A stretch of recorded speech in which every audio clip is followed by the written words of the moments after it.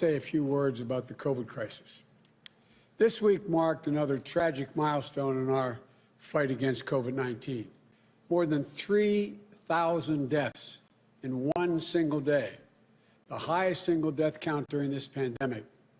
That's more deaths in a single day than we saw on 9/11 or at Pearl Harbor. This is serious business. And the current director of the CDC said yesterday, we can expect the similar numbers of deaths or more every single day for the next 60 to 90 days. We're in the teeth of a crisis right now. And this nation needs presidential leadership right now. Presidential leadership that is willing to model the steps we should be taking to save our own lives and the lives of our families. You know, we can wish this away, but we have to face it head on. We have to take it head on. Using every power available to me as president, we'll have a national coordinated strategy that will beat this virus. You know, and as tough as things are now, I firmly believe better days are ahead. We've got some good news yesterday. The FDA committee recommended emergency use authorization for Pfizer's BioNTech COVID-19 vaccine. But we're grateful for the scientists at these, not only there, but other great organizations, researchers who developed this vaccine and several others on the way. And we're just as grateful to the scientists and the public experts who evaluated its safety and efficiency free from political influence. I want to make it clear to the public, you should have confidence in this. There is no political influence. These are first-rate scientists taking their time looking at all of the elements that need to be looked at. Scientific integrity led us to this point. We know the immense challenges and hard work ahead. Earlier this week, I announced our COVID response team that will scale up the manufacturing, distribution, and injection of the vaccine. We set a bold and doable challenge in my first 100 days, 100 million shots in 100 days, asking the American people to wear masks for the first 100 days of our administration. And if we get the necessary funding from Congress, we can get most of our schools open in 100 days, but we need the help from the Congress and the funding. The first 100 days won't end the COVID-19, but meeting those goals can slow the spread, save lives, and get us back to our lives with the people we love the most. And we'll also be getting the right people confirmed during this period of time and in place to manage this robust, aggressive plan to contain the virus, help us build back better than ever, and make sure everyone is included. Now, today, I'm really pleased to add members to my team that will get the job done.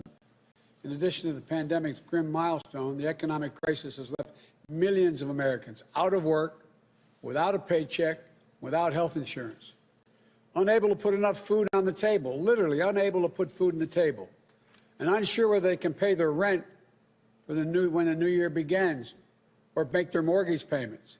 It's affecting everyone from farmers to students, seniors to veterans, in red states, blue states, small towns, and big cities.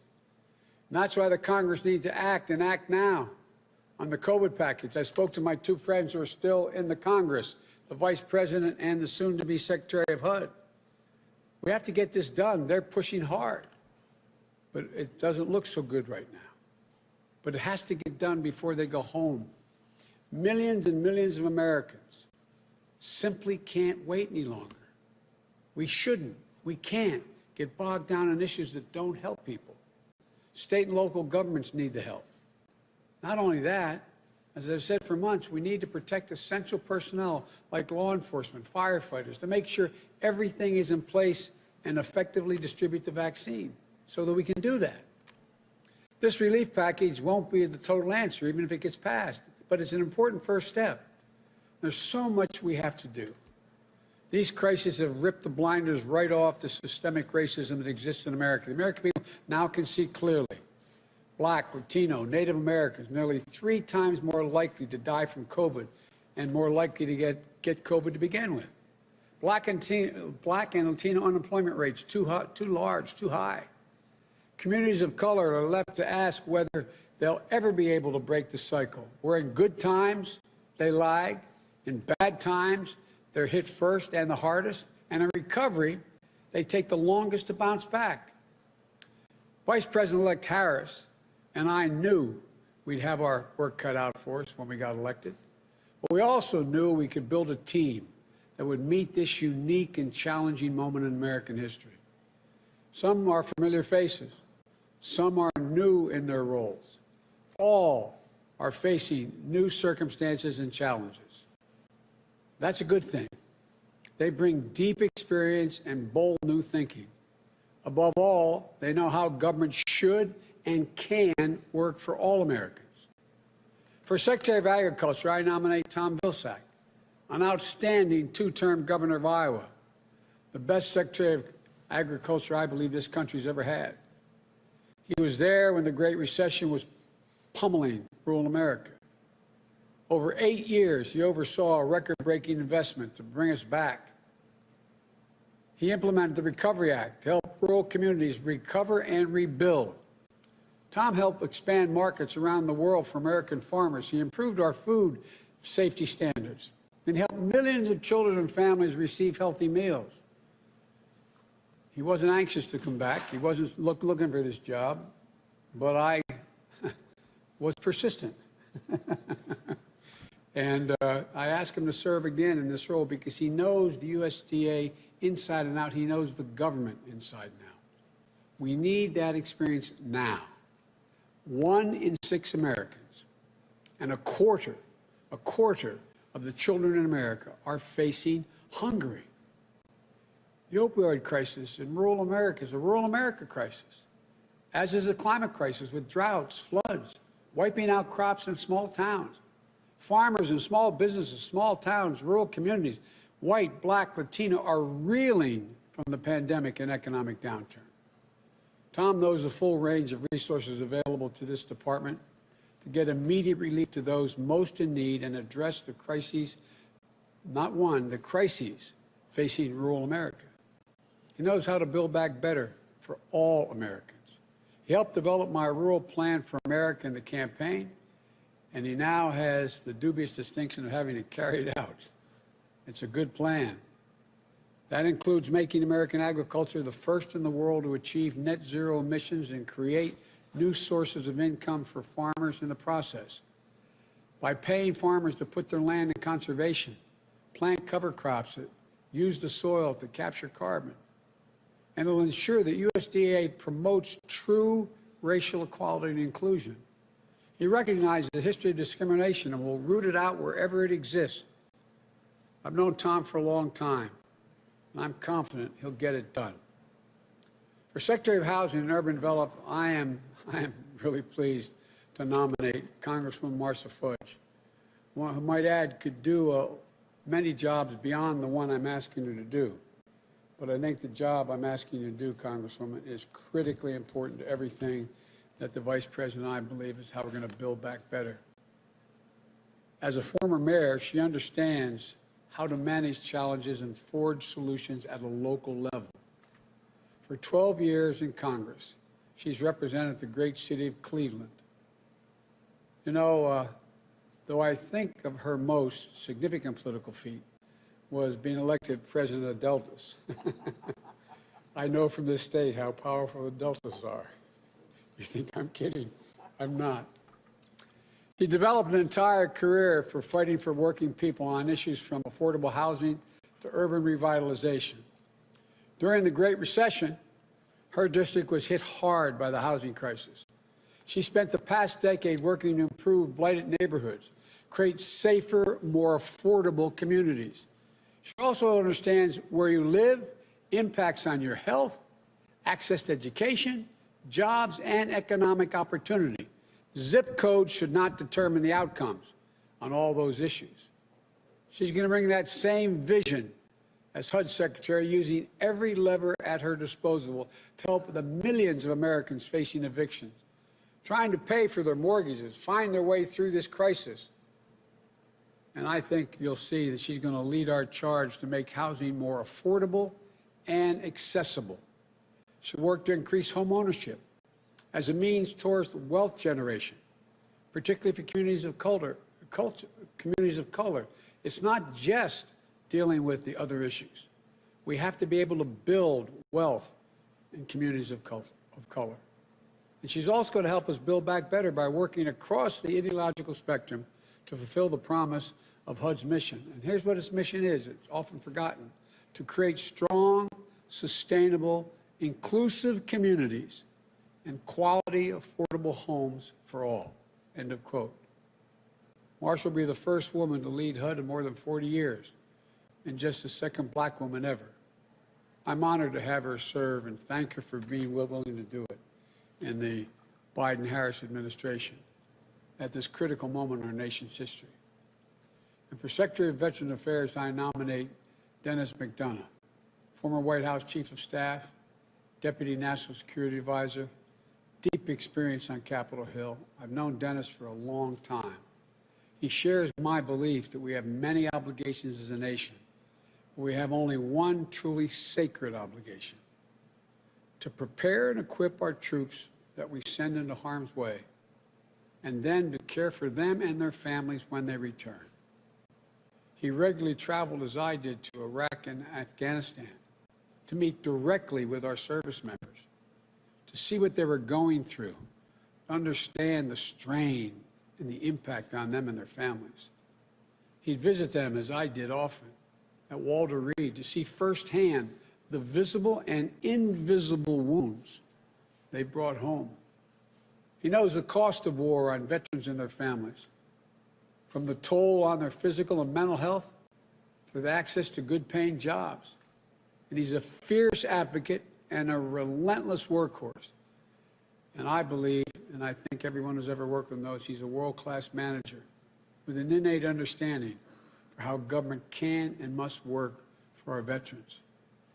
He worked closely with our then VA Secretary, Bob McDonnell, and with the Congress to increase VA funding to ensure veterans to get the benefits they earned and they deserve. And by the way, he knows we have a very, very steep hill to climb in getting more funding, more docs, more psychiatric nurses, more folks out of the private sector into the VA. That includes implementing Veterans Choice, a bill led by my friend Bernie Sanders and my late friend, American hero John McCain, and signed into law by President Obama in 2014 to help veterans access quality health care that they need when they need it. And in this role, I've given Dennis a clear mission: fight like hell. Fight like hell for our veterans and their families. And anyone who has worked with Dennis will tell you he'll move heaven and earth to fix any problem, to get a job done. He'll also work closely with our Secretary of Defense designee, Lloyd Austin, and the entire cabinet, and Jill as First Lady, to pull every lever to help us build back the VA better than ever. And Dennis, it's a family endeavor. His wife, Kari, leads a nonprofit that helps connect veterans and military families with local communities so they can help each other out and build a stronger country together. We're both our spouses feel incredibly strongly about this and have for some time. All the veterans and military families, nominating a VA secretary is one of the most important decisions I believe a president can make. And Dennis will always be there for you. I promise you, always fighting for you, as will the Vice President and I. For the United States Trade Representative, we've nominated Katherine Tai, a trusted trade expert, a dedicated public servant who knows government, and who spent her career leveling the playing field for American workers and their families. That's not hyperbole, that's a fact. She currently serves as the chief lawyer on trade for the powerful House Ways and Means Committee. Sharing praise from both lawmakers and both political parties, and from both labor and business as well. Now that's a feat across the board, but all kidding aside, I've gotten more calls complimenting me on your appointment than you can imagine. During the Obama-Biden administration, she was the chief trade enforcer against unfair trade practices by China, which will be a key priority in the Biden-Harris administration. She understands that we need a more strategic, to be considerably more strategic than we've been in how we trade, and that makes us all stronger. How we're made stronger by trade. One that leaves nobody behind. She's going to work closely with my economic and national security and foreign policy teams. Trade will be a critical pillar in our ability to build back better and carry out our foreign policy for the middle class. When I announced my candidacy, I talked about a foreign policy for the middle class, and I meant that in a literal sense. She also brings a sophisticated understanding of the threats of climate change to trade, as well as addresses the climate crisis with urgency. She also embodies a powerful immigration story of America. Her parents were both born in China. They moved to Taiwan and then came to the United States where Catherine was born. Her parents became government scientists at Walter Reed and NIH, inspiring their daughter to pursue a career in public service. Catherine says she's the first American-born member of a family and a second-generation U.S. government servant. That's a great way of expressing it. If confirmed, she'd be the first Asian American and the first woman of color to serve in this position. And our nation, our economy, our workers, our businesses will be fortunate to have her serve in this role. As director of the White House Domestic Policy Council, I spent some time convincing this wonderful public servant, but I'm appointing Susan Rice, former United States Ambassador to the United Nations, former National Security Advisor to President Obama, former cabinet member, team player, policy heavyweight through tough negotiator, trusted and tested public servant who I've known for a long time, not only admired, but become friends with. She'll lead and coordinate my critical domestic policy agenda. And she's going to elevate and turbocharge a revitalized Domestic Policy Council to help us build back better on every issue across the board. She'll work closely with my Director of National Economic Council, Brian Dees. She'll work closely with my National Security Advisor, Jake Sullivan, and the National Security Council. Together, they'll align domestic policy, economic policy, and national security unlike ever before. This is a big and critical role. That's why I asked Susan to serve. She's been there. She knows what it takes, like she did in helping mobilize the entire federal government to end the Ebola crisis. And her voice is particularly needed at this critical moment. A granddaughter of immigrants, a descendant of enslaved people, Susan will be an effective and tireless champion for all Americans. And she knows I'm really thrilled she was willing to come back, be at my side in the White House. To each of you on this team, you have my gratitude, the gratitude of the Vice President and me for answering the call to serve again. To your families, thank you. We know the sacrifice you're making to allow your family member to serve as they are going to, God willing. And to career civil servants at these agencies, we look forward to working with you because we know how many talented people are there. It's time to rededicate ourselves to the mission our government agencies were entrusted with. And to the American people, help is on the way. I promise we're not going to let you down. May God bless you and may God protect our troops. Now I'm going to turn this over to the team, starting with our next Secretary of Agriculture, Tom Vilsack. Tom, thank you. The podium's yours. I guess they're going to clean it up a little bit.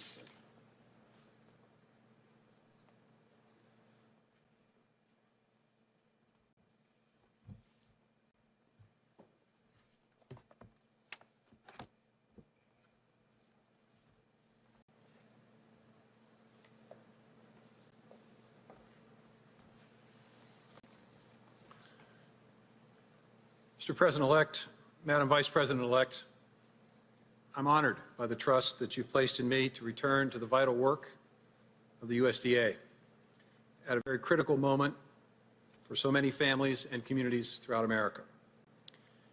and to begin that work by embracing the full benefits of a diverse and inclusive senior leadership team in the department, as I was proud to do in my previous tenure, and to continue the important work of rooting out inequities and systemic racism in the systems we govern and the programs we lead.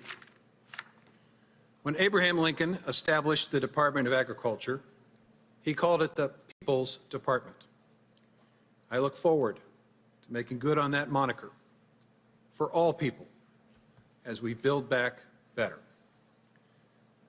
I happen to be celebrating a birthday on Sunday, one of those round numbers that causes you to reflect on your life.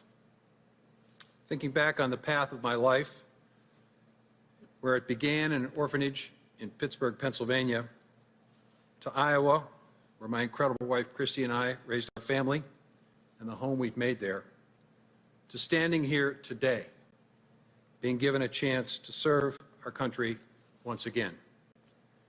I feel enormously lucky and grateful to live in a country where paths like mine are possible. A country, as the President-elect often says, is defined by possibilities. But unfortunately and tragically, not all have experienced those possibilities. So I consider it my duty and my responsibility to help expand those possibilities for all Americans at the USDA. Now, I know firsthand the character of the dedicated public servants who work hard each and every day to fulfill the mission of that department. And I'm especially grateful for the chance to get back to work alongside them. One of our first charges will need to be to contribute all we can as a department to aid in the pandemic response, reviving rural communities and economies, addressing dire food shortages, and getting workers and producers the relief they need to hang on and to come back stronger. When we emerge from this crisis, we're going to have an incredible opportunity before us to position American agriculture to lead our nation and the world in combating climate change and reaping the new, good-paying jobs and farm income that will come from that leadership. To make landmark investments in communities throughout rural America, especially those mired in poverty for far too long, by adopting the 10-20-30 rule of Congressman Jim Clyburn that sets aside 10% of federal funding to communities where 20% of people have been caught beneath the poverty line for 30 years or more, and to ensure that every child in our country and all those who are in need have access to safe, affordable, and nutritious food. We need to build back a vibrant and resilient rural economy that creates new possibilities for manufacturing workers, for family forest owners, for farmers, ranchers, and producers, that helps to make life better and richer for them and safer for all of us. And under my watch, the USDA will be a team player, working with our sister agencies to advance issues of shared interest, from rebuilding our infrastructure to fixing a broken immigration system to combating and fighting the opioid crisis. I look forward to pursuing that work on behalf of the American people, and especially those who live, work, and raise their families in rural America. And I will end by expressing my profound gratitude to the President-elect and Vice President-elect for this amazing opportunity to serve. Thank you.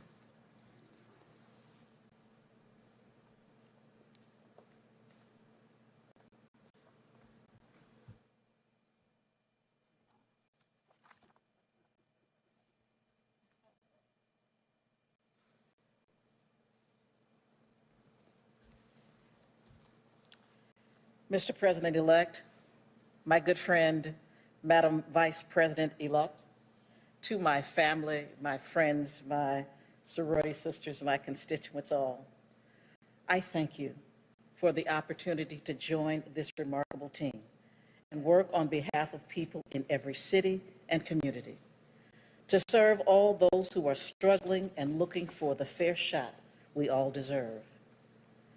When I think about the enormity of the task ahead of us, I am reminded of the book of Matthew, where it is written, "Foxes have holes, birds have nests, but the Son of Man has no place to lay his head." There is dignity and there is grace within every woman, every man, and every child in this nation, including those who live on the outskirts of hope, those who work hard but still struggle to make it work, and those who have no place to lay their head. It is one of the highest responsibilities of our government to see them, to see their dignity, and to lift them up. I remember the feeling I had as a kid of the safety, security, and peace of mind contained in one word: home. I remember the comfort of knowing that no matter what happened, I could always go home.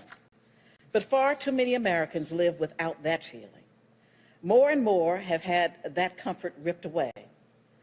The crisis of a pandemic that has threatened their lives, the crisis of a recession that has swallowed up jobs, hours, wages, and lifelines, the crisis of injustice that has forced communities of color to make it in America with one dream tied behind their back.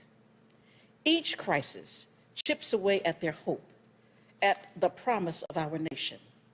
But I believe that hope is on the way, because I know that President-elect and Vice President-elect are building a team that is grounded in dignity. And our task at the Department of Housing and Urban Development will be to stand up for the dignity of all Americans and deliver the promise of our nation to all those left out in the cold. We will take on the deep-set roots of poverty and homelessness. We will fight for housing in every community that is affordable, decent, and safe. We will help more Americans secure the dream of home ownership, to close the gaps of inequity, build wealth, and pass it on to their children. We will pursue creative development projects to shape our landscapes and skylines, restart the engines of cities that have stalled out, and launch new opportunities in hometowns across America. But perhaps most importantly of all, we will help people believe once again that their government cares about them, no matter who they are, that we understand their problems, as the President-elect often recalls his father's words. I am honored to have this chance to help restore the people's faith, to deliver for them and make them proud, and to build back better alongside this dedicated team. I thank you for the opportunity to serve.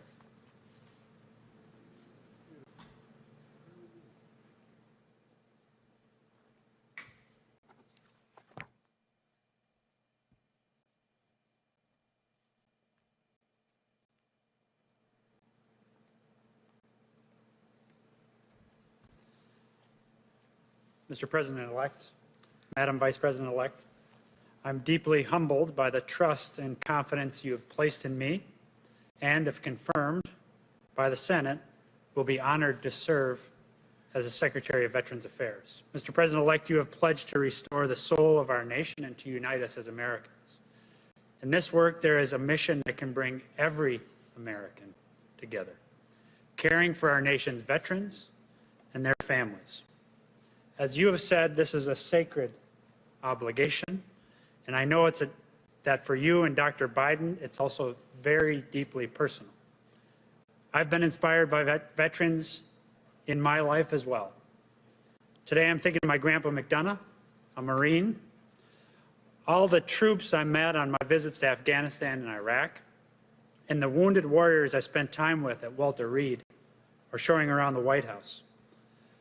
I'm thinking of the many vets I've had the pleasure to serve with, in and out of government, who have put the character and training that they developed in uniform to work to continue serving our country as civilians.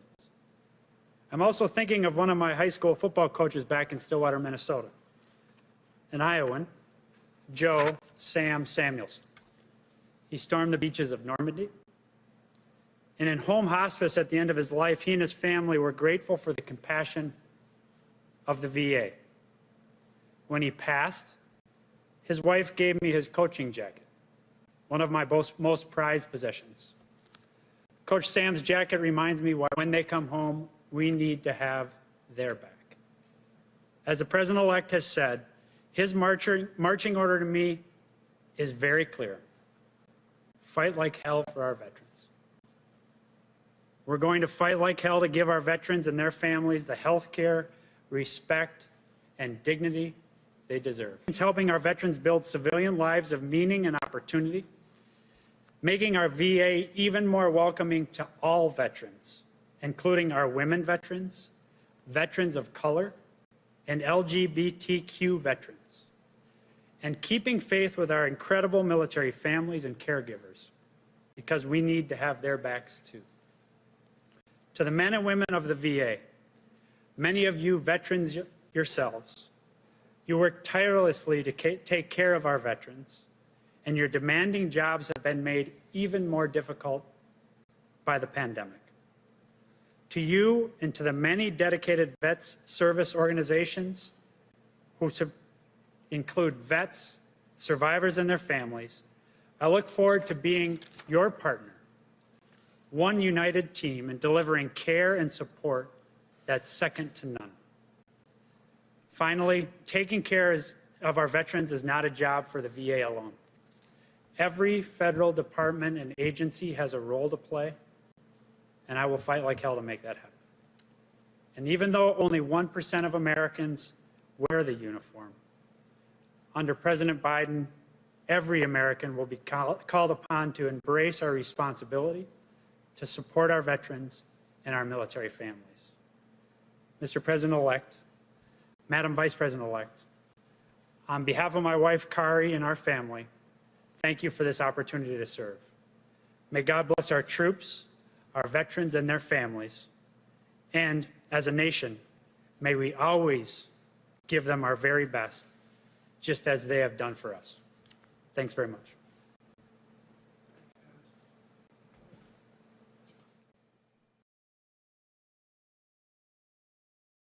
And with that, you know, it absolutely kills me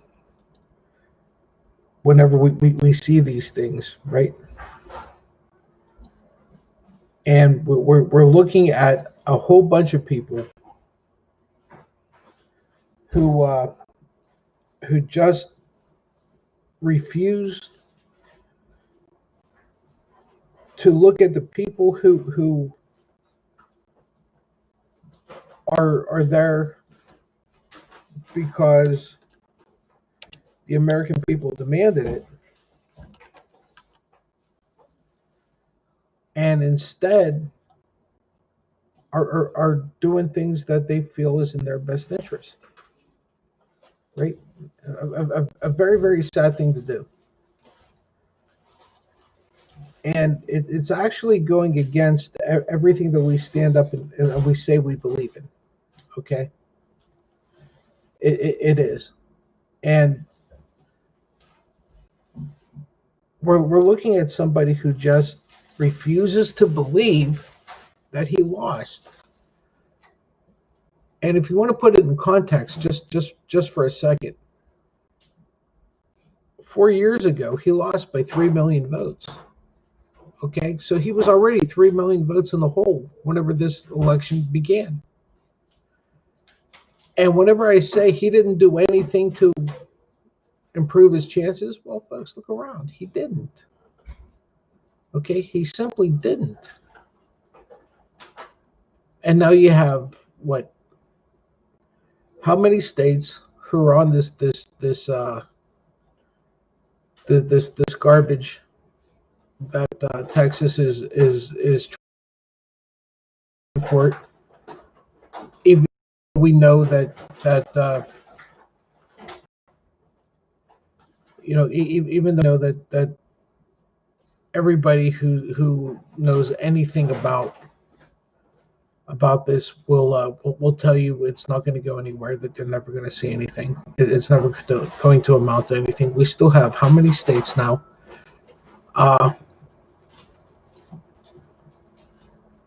Just an hour ago, Okay, an hour ago, right? Well, let me put this up for you folks, for everybody to see. Okay, this was an hour ago. I mean, this is starting to get ridiculous, right? And this is coming from NPR. A Wisconsin judge rules against another Trump bid to overturn Biden's win. Okay, again in Wisconsin. Okay, a judge has rejected another, and the key here, the thing is it's another one of President Trump's attempts to overturn his loss. Okay, to President-elect Joe Biden, spurning the Trump campaign's claim that election officials in 2 counties failed to follow the state law regarding absentee ballots during Wisconsin's recount in the race. So here's the part I really want everybody to see, and it's right here. Okay, another. So we're going to play this game again, and we're going to do this shit again, because this clown can't face the fact that he lost, and the fact that he lost means that he now has to face state charges. Well, I'm sorry, but if you have done anything, if this clown has done anything in 4 years, the one thing he's done is he's told people, if you don't want this, or you don't want that, or you don't want to be the subject of something, don't be in a position that they're going to question you. Right? This asshole's done this shit for 4 years. Here's an idea. If you don't want states coming at you, don't put yourself in a position where the states feel they have to come at you. Because at the end of the day, okay, I've said it from day one, and I'll continue to say it. At the end of the day, what we're talking about is Trump's absolute terror, I guess, to face state prosecution. Absolute terror. Absolute. Why would he be afraid? Well, because he did something wrong. He's done lots of things wrong. If he didn't, he wouldn't be afraid. He'd tell you, you know what, come on. Come and get me. And I'll smack your ass down like I did everybody else. But he can't do that. Why not? What's he got to hide? Why is he standing there looking at least New York, probably DC, and maybe Florida, depending, because it's so terribly political. How's he looking at all these places and saying, "Oh no, the voting was rigged, and this is that, and hey, I was winning at midnight." You know, that's like me saying, "You know what? We're going to play a basketball game, and we're going to tip off at 8 o'clock, and at 8:01, my team is up 6-0, and then at the end of the game we lose, and we say it's fixed because 2 minutes into the game we were up 6-0, right? It's unbelievable. And what's more frightening is not the fact that that's unbelievable, but the fact that you have so many people who are willing to jump on it and saying, yeah, it's got to be fixed. It has to be fixed. There's no way he could have lost. He's our man. There's no way he could have lost. Motherfucker, you were down by 3 million votes before the thing even started. You were 3 million in the hole. Okay? And how do I know you were 3 million in the hole? Because 4 years ago you were 3 million in the hole. Okay? You had to gain 3 million just to break even. Before anything even started, you had to clear 3 million votes. Well, that ain't gonna happen. Okay? You're not going to happen whenever your entire platform over 4 years was nothing was standing on nothing but to divide us. There is no way you were going to gain 3 million votes. Right? It just wasn't going to happen. It just wasn't. And the fact that we have so many people who are willing to sit there and say, yeah, it has to be fixed. This can't be real. Well, dude, you didn't have much of a chance to begin with. You started out in the hole. And instead of trying to climb your way out, you dug the hole deeper. Okay? You decided that people who didn't look like you were less than you. And all you did was play to those people who already voted for you and who are going to continue to vote for you, who are at least 3 million shy. Well, you're now 7 million shy. Okay, so not only did you end up, did you start out 3 million in a hole, you ended up more than doubling the size of that hole, because you lost by 7 million this time. You only lost by 3 million the time before. Okay? I mean, I'm sorry you don't like the numbers. And I'm sorry a lot of people who support you and who, these Trumpers, people who bought into this cult, are saying, no, it can't be real. It can't be real. Well, it is. Okay? That's the funny thing about math. It doesn't lie. Okay? It doesn't care what you think or what you feel. It doesn't really care if you like its results or not. It is what it is. It doesn't matter. It doesn't care if my side likes it or if your side likes it. You're 3 million in a hole before you even started. You knew 4 years ago you were 3 million in a hole. If you didn't, shame on you. Right? If you didn't, shame on you, because it was there.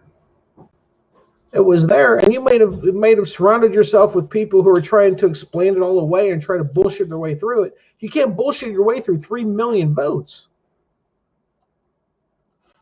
Okay, you can't. You were in a hole, and you made that hole deeper. And then you're going to sit there and say, "Oh, it's got to be fixed. It's got to be rigged. There's no way in hell. I was winning, 2 minutes ago. How the hell did I lose when I was winning 2 minutes ago?"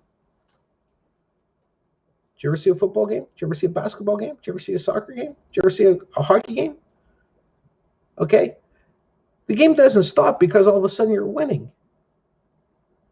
You got to play the whole thing. You got to play the entire game. People who watch this channel know that at least two of us are very huge soccer fans. So you have to play the whole 90 minutes, right? I'm a Manchester United fan in the Premier League. I sure hope that they don't stop the game at halftime, because United's never winning at halftime, right? You got to play the whole game. You got to see it through. You got to play from the beginning to the end. And whenever you're telling your team and you're telling your side, hey, look, I want to score as many goals as I can in the first 2 minutes, which is what Trump did whenever he told all of his people, don't mail in anything, go vote. Be there, don't mail in anything. Well, to use a soccer metaphor, there's still 88 minutes to go. Okay, so maybe you take the lead in the first 2 minutes. You give it hell. You go absolutely balls to the wall, and you end up scoring a goal or two, and you're up 2-0 in the first 2 minutes. Well, by the time the final whistle blows, you lose 4-2. You can't sit there and say, "Wait a minute, they can't be right. We were winning in the second minute. How the hell did we lose?" Well, you lost.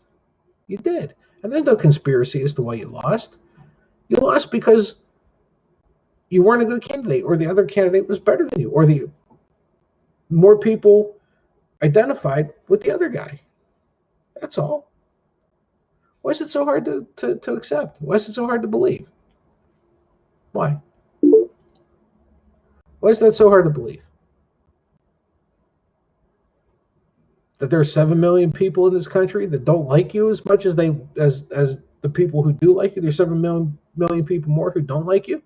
Is that so hard to believe? It's America. Come on, fucker. You should know that, right? You base your entire candidacy on this. I know whenever you're seeing the backside of it, you're crying that it's not what you wanted. Literally makes no sense. Hey, Lou. Patsy, I didn't realize what time it was. Running a little late. Oh, that's okay. Just bitching. Well, hopefully I covered enough for you. Actually, I'm getting better at it, so we'll see how it goes. I didn't lose any numbers if it means anything to you. Oh my God. I was talking about well, forget. We'll get back to it. I now that I have you here, I want to focus on Pennsylvania and Governor Wolf's new restrictions. You know what? I don't know which other choice he had because people are idiots. But do you see any? I mean, and plus he's sitting there with COVID, him and his wife. Him and his wife, right? But you know, what do? You have more knowledge now than you had in the spring. You know how it's spreading. The weather's getting worse, and you targeted places where it's spreading the most. And unfortunately, the biggest pushback is from the restaurant industry. You know, and I feel bad for the restaurateurs for the next 3 weeks. You realize how much money they're losing in holiday parties. Well, let me ask you a question, and this is going to tie into another, something else I'm going to talk about later.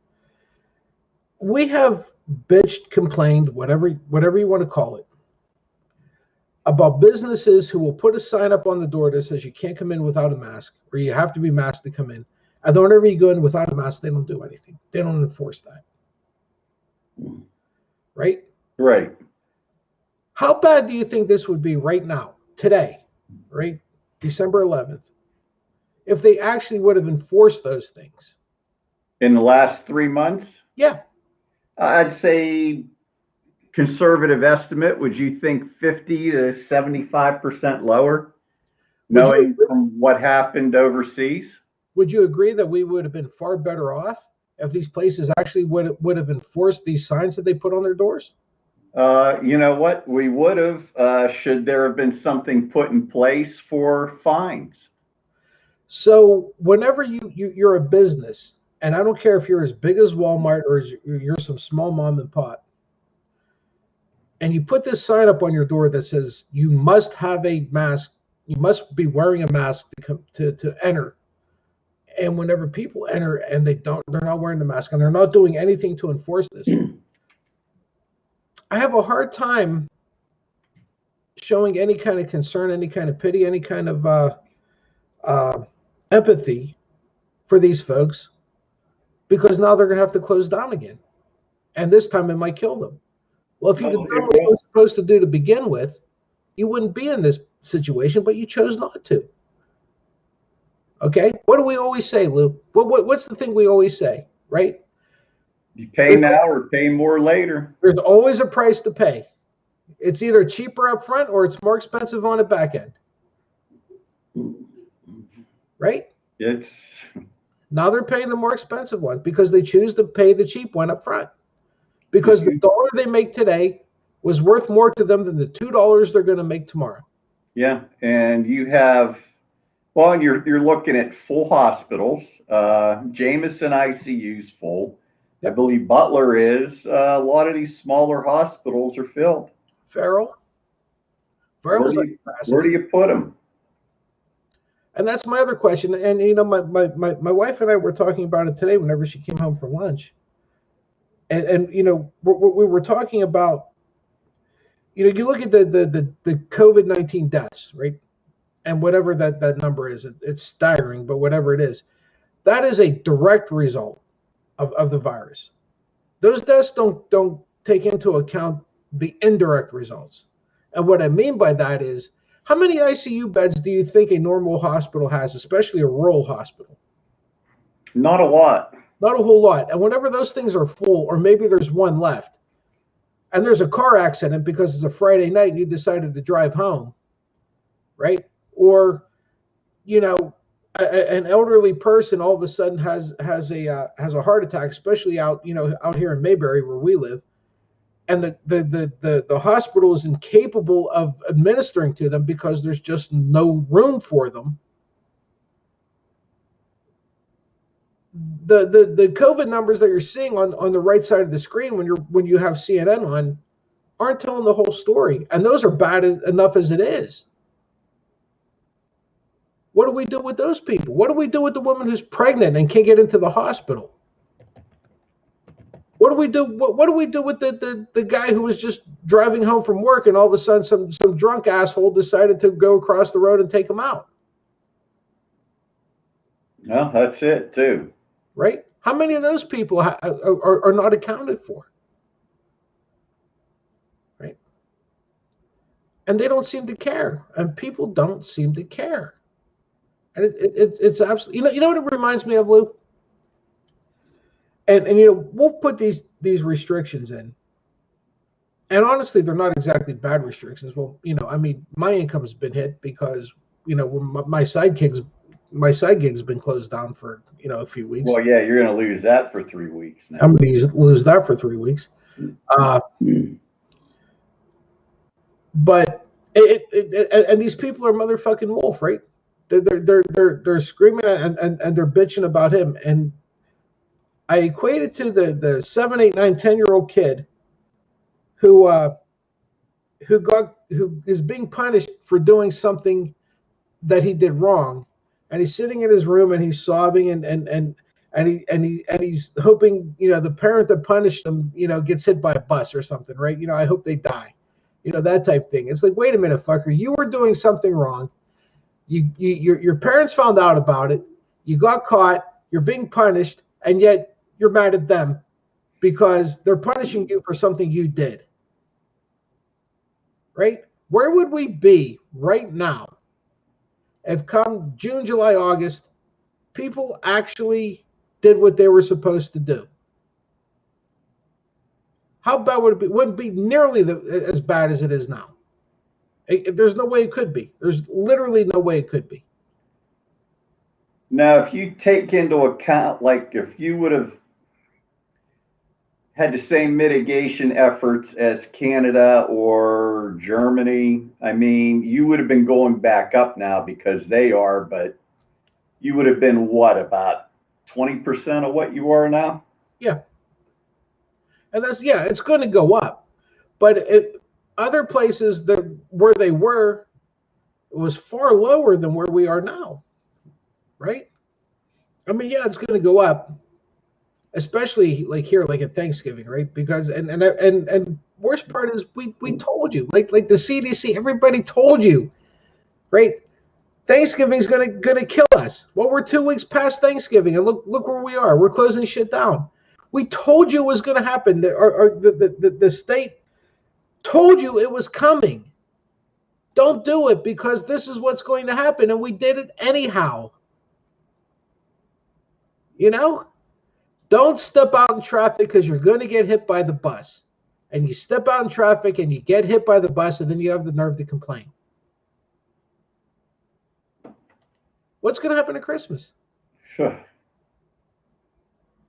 Yeah, what is going to happen at Christmas? How bad is that going to be? Because one of our state reps yesterday already had something on Facebook last night, informational, but it was a lot of whining. Mm-hmm. On a Facebook post. The same one from New Beaver that had the other videos that, Christ, but in a normal time he would have been defeated, but not now because he had an R behind his name. Well, yeah, and folks, for those of you who aren't from our area, here's a clue. If anywhere you are, the last word in the geography where you live is Beaver, yeah, you need an R behind your name. That's the only way you're going to North Beaver, Big Beaver, Little Beaver.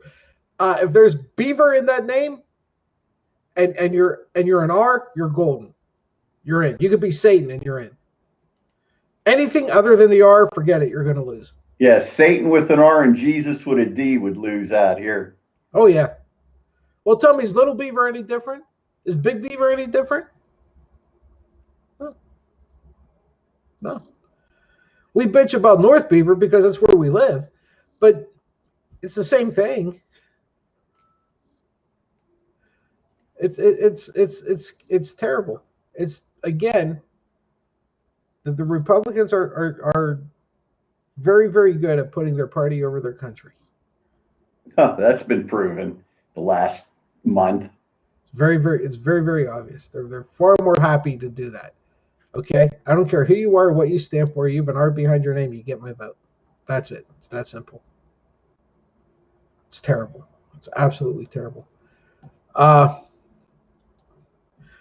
for anybody wondering, okay, here's what Pennsylvania is doing as of well, it's going to be tomorrow morning, right? Or midnight tonight. 12:01. All in-person dining and businesses in the retail food service industry, including but not limited to bars, restaurants, breweries, wineries, et cetera, is prohibited. Outdoor dining, again, are permitted, may continue, but they are subject to limitations. Okay? Indoor gatherings of and events of more than 10 persons are prohibited. Outdoor gatherings and events of more than 50 people are prohibited. Okay. All in-person businesses serving the public may operate at up to 50% maximum capacity. All indoor operations for gyms and fitness facilities are prohibited. Outdoor facilities and outdoor classes can continue, but all participants must wear face coverings in accordance with the Secretary of Health, yada, yada, yada, yada, yada. All in-person businesses in the entertainment industry serving the public within a building or indoor defined area, including yada, yada, yada, theaters, concert venues, yada, yada, yada, yada, is prohibited. In-person extracurricular school activities, which would be, well, at this time of year would be basketball or whatever. Done, forget it. You're not going to do it. All sports K through 12, public schools, non-public schools, and private schools at club level, recreational, and intramural sports are paused, which means, excuse me, they're not prohibited, but you're going to have to wait for a little while. Professional or collegiate sports activities may continue in accordance with guidance from the CDC and the Department of Health. Spectators may not attend such sporting events in person. So in other words, no one's going to be in the stands. Okay. I got to be honest, Lou, those aren't exactly the worst restrictions you could have. Okay. I mean, they're a bit of a pain in the ass, but they're not the worst ones that there is. Basically, no indoor high school or college sports, and if it's outdoor, you just can't have fans. That's about it. Watch it on TV, I guess.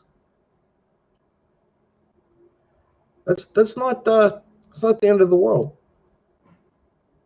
No, it's just amazing that sacrificed 4 more weeks at a time of the year when it would have been easier to sacrifice 4 more weeks. You think about, just take dollar revenue this time of year. And it will never be recouped. No, it never will. And here's the thing: if I'm going to sound like a broken record, but if you would have listened to and done these things back in the summer, right, when none of these things were going on, you'd be able to sit in the stands now and watch your kids play high school basketball, right? You'd have been able to, but you chose not to. I don't even care if it's a minority or a majority. The fact of the matter is, we are so interdependent on each other, and we are, as individuals, we are so dependent upon other individuals to do the right thing that when they don't, we all suffer for it. It's not rocket science. It's really not. And again, I go back to the argument that people refuse to do it. And now we all suffer for it. And at what point are we going to sit here and say, you know what? I got to be willing to sacrifice this now, so the bigger thing down the road I can actually enjoy and attend. When does that happen? When does it happen? It's a good question. You know, it's a mindset. Okay, you have your choice within a month between Christmas and Thanksgiving. There's your two choices. Now, both of us, you know, being Catholics or whatever, obviously Christmas is the bigger one. Right? But how many people were sitting there and saying, you know what, I'll give up Thanksgiving, or I'll take the hit of Thanksgiving so I can be around people at Christmas time? Or did they say, or how many of them said, you know what, I don't care, I'm going to skirt the rules for both? Well, we know how many said that. Look at the numbers 2 weeks later. Look where we I are. had Thanksgiving dinner with my wife. Look who we are, right? I had Thanksgiving dinner with everybody who's at my house anyhow. We literally did nothing different. Okay, it was a typical Thursday. Right? Yeah, because that's your bubble. Yeah. Yeah, you're in your bubble. And at that point, it really wouldn't have mattered. Right? Because we've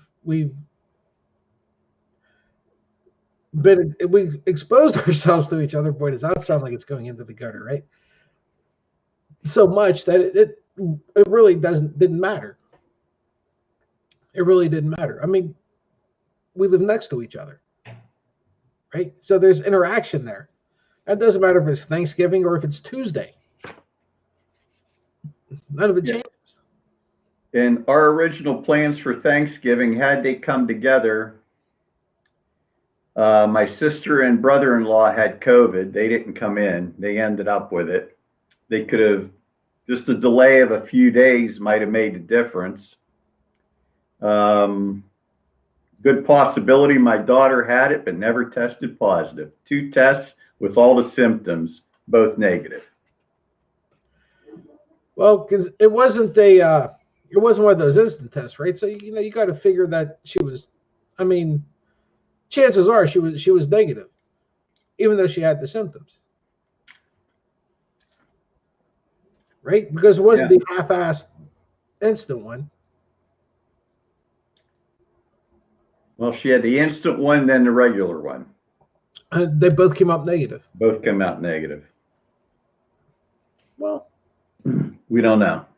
So I mean, at some point you got to try something. Okay.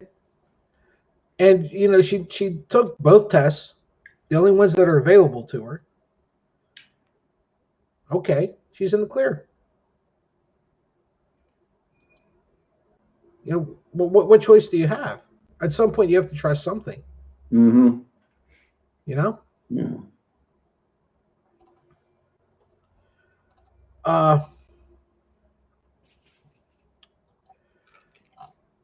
We have we have this shit that's going to the Supreme Court.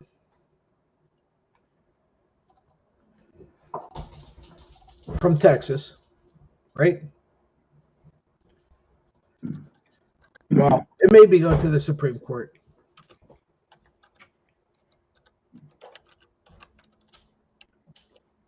I don't think it will. Do you think that well, here's my.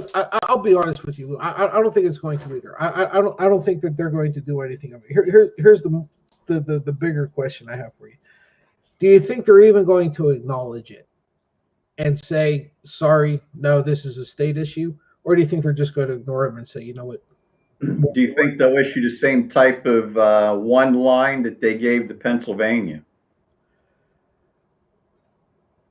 9-0, don't bother us. There's no evidence. I mean, they've been pushing this, and they've been hinting at this for a month at least, right? at least a month, where they've been saying, you know what, we don't want to hear this shit. And I love Josh Shapiro's statement, the way he wrote it out about it. What do you say? It was basically, he called them seditious, the people bringing the case, trying to disenfranchise voters. And why would you replicate lawsuits that have already been proven no merit? The part that and honestly, Lou, I don't know how to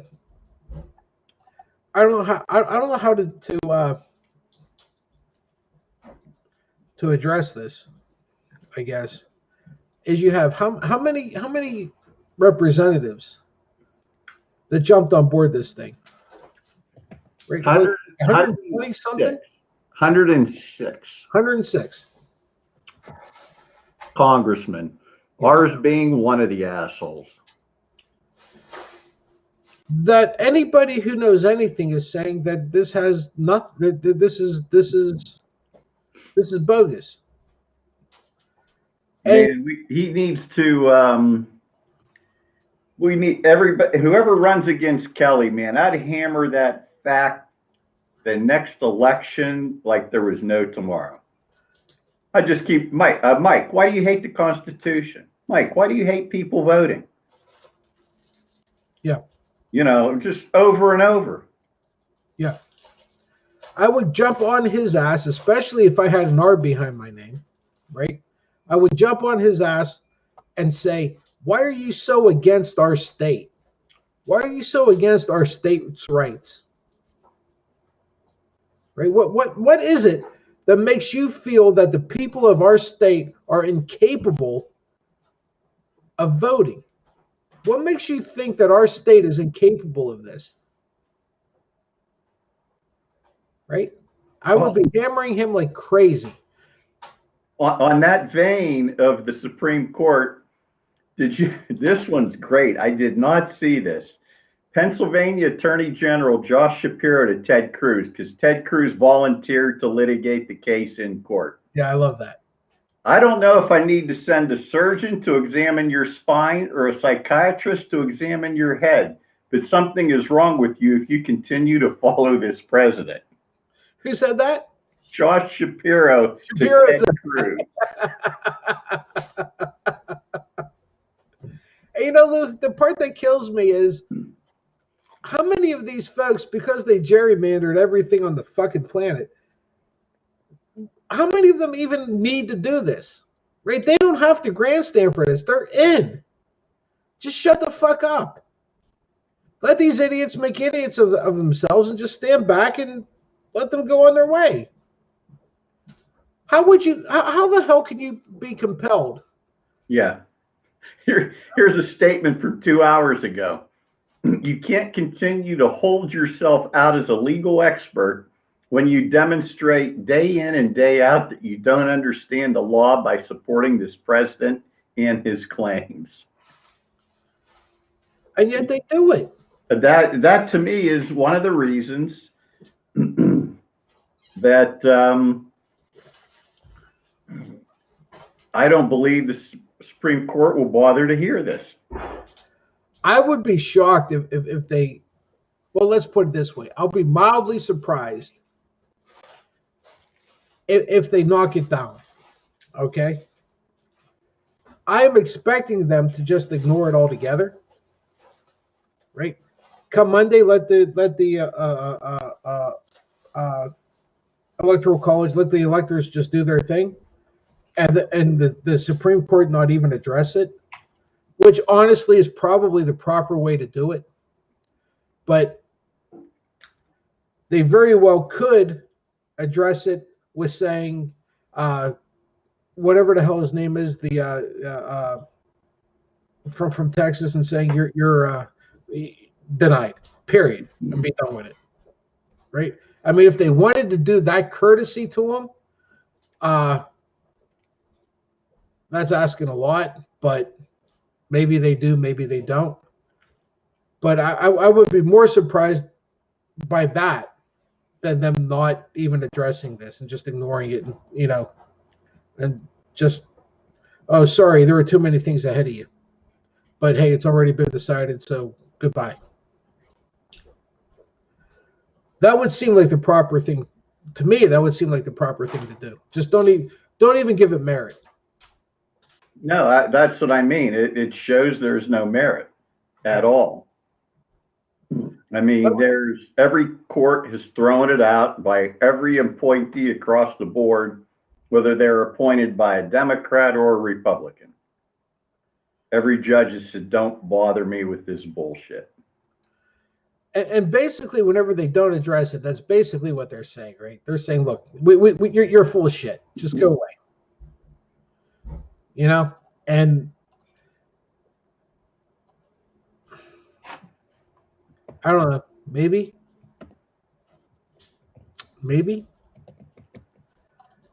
How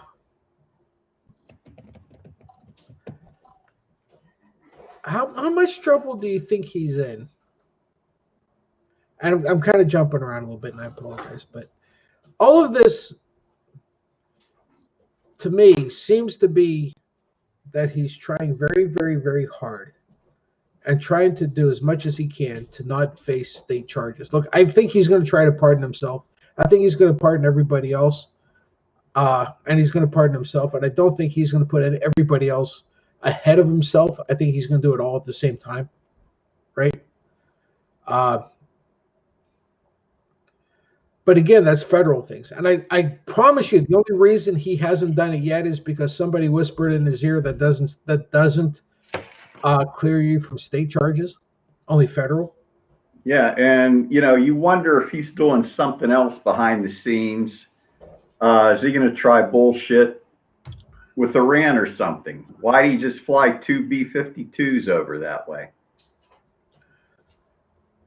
Does he really? I mean, the election's done though, Lou.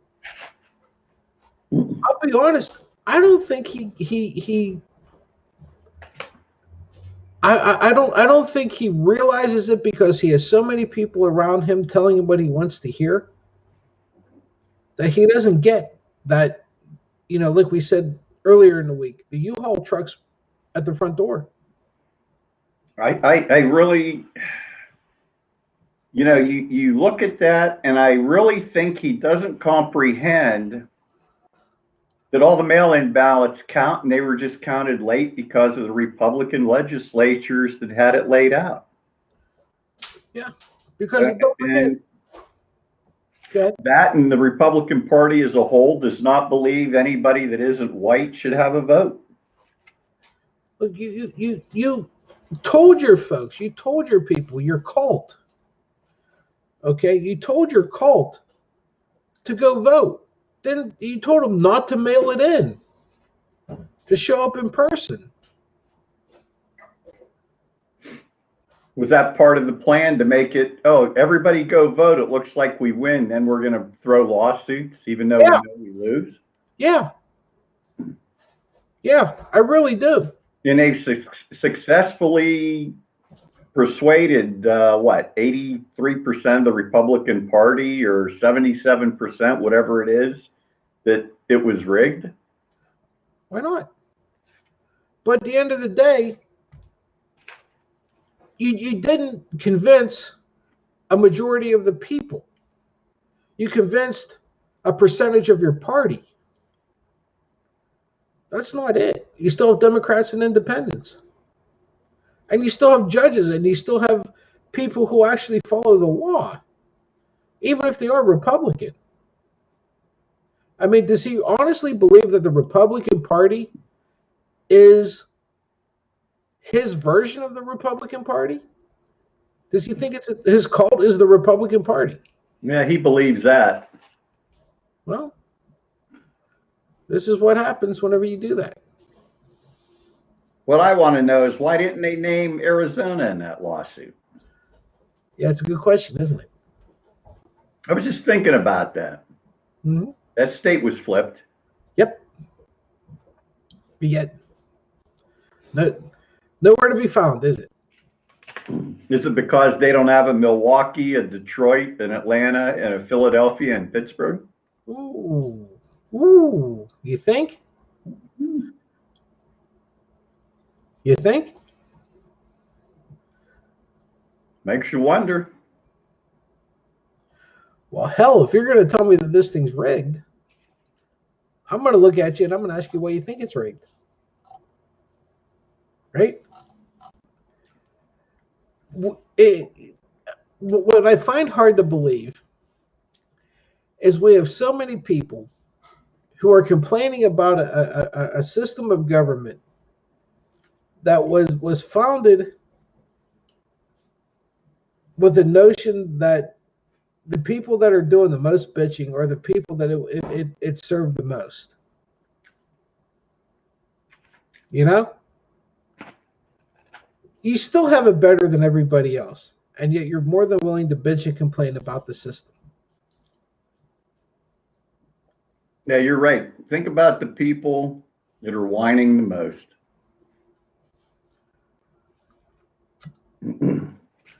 Who's doing the most bitching? The male wasps.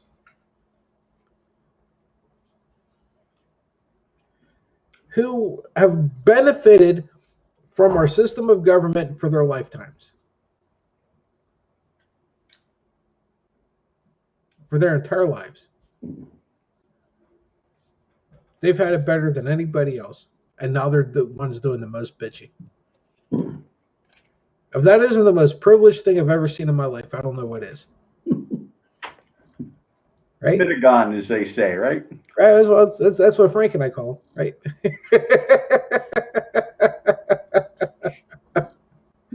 That's what we call him. Yeah, trust me. I'm sure there's a Polish version. Well, I'm sure there is. Yeah, I'm sure there is. Yeah, but that's what we call them. Because that's what it is. Look, you've had an entire government, an entire judicial system, an entire system of governance in your favor from the moment you were conceived, let alone born. And now you're complaining because somebody else wants a piece of that?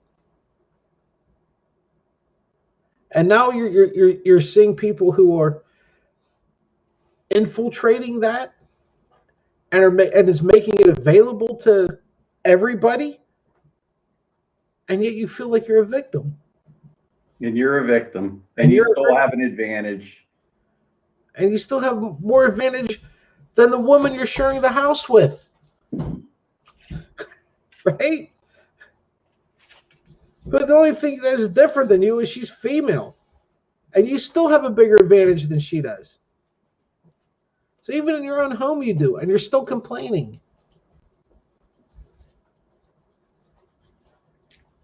Lou, it's frightening. Power and control. Right? And it shows just how misguided and weak these people are. And I've had arguments all over the place with people. And I've said, do you understand? Do you realize that how we take care of our most vulnerable shows either our strengths or our weaknesses? Do you not understand that? Because our most vulnerable is, it's the chain, right? What's the, you've heard the cliche, right? A chain is as strong as its weakest link. Our weakest link are our elderly and our most vulnerable. How do we address that? And if you tell them, oh, sorry, you're on your own, we fail. We just do. You have no strength because you have no support now. Everything around you crumbled away. You know what? If he would have been reelected, I could have seen Social Security really getting hammered the next 4 years. Oh, yeah. Oh, yeah. In Medicare. I mean, they're trying to do their damnedest. The Postal Service? Before they leave, they want to throw 500,000 people off disability. Postal Service is gone. Right? All these things that these people take for granted. And that's it. Because they take it for granted. And when it's not there, they go, oh, what happened? Well, fucker, they told you they were going to do it. And you supported them. We can't continue to take the people who need us the most, right? And tell them, too bad. You know, think about, these are all supposedly Christians. What are they Christians? In name only? Yeah. Let's cherry pick the Bible. Oh, sure. Sure. Right? There's television evangelists been doing it for years. We'll cherry pick here and there and send me money. In this case, support, vote for me again. It's no different. The currency is just different. That's all. Right? But the platform's the same. Yeah, time to throw them up in the high tax bracket. Good luck. Good luck. I've said from day one, and you and I are as Catholic as the day is long, but I've always said, you want to get in politics, pay your admission fee like everybody else. If you're not willing to pay the admission fee, stay the fuck out. Yeah. Right? And they don't want to pay that admission fee, right? Every year. And trust me when I tell you guys, it goes up every year, right? It never goes down. Wait till this year. Oh, yeah. And these knuckleheads are going to play Biden for it, right? Whenever it was already scheduled that, yeah, it goes up this year. You realize anybody making under $75,000 this year is going to have a tax increase. Yep. And you knew it for 4 fucking years. You knew it. You supported it anyhow. And if you didn't know it, it was willful ignorance on your part because you'd much rather watch Fox Entertainment than get the facts. And now it's coming back to haunt you. That was the same way with the gas tax in Pennsylvania. Yeah. Boy, do I love sticking that up people's asses. They don't want to hear it either, do they? No. Oh, Wolf come in and raised the tax. No, he didn't. No, he didn't. Your asshole buddy you voted for did. Yeah. What do you mean? Go look it up. Look it up. I always say, it's funny, Lou, how many times I say the same 2 words to people? Google it. Just Google it. Right? You don't have to take my word for it. I'm not going to sit here and argue with you. Just Google it. Oh, I didn't know that. Well, what the hell did you know? Where have you been? I mean, are you really just taking the word of some entertainment network? That's it? God, What was Sean Hannity's comments last week? I don't vet these stories. It's not my job.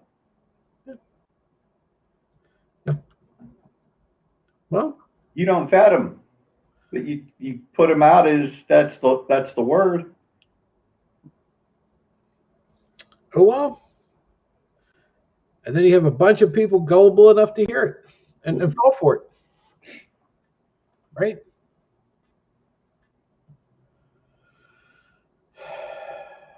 Doesn't change, Luke. I swear sometimes I feel like all we do on this channel is bitch. Well, how do we get the word out more? Well, we bitch.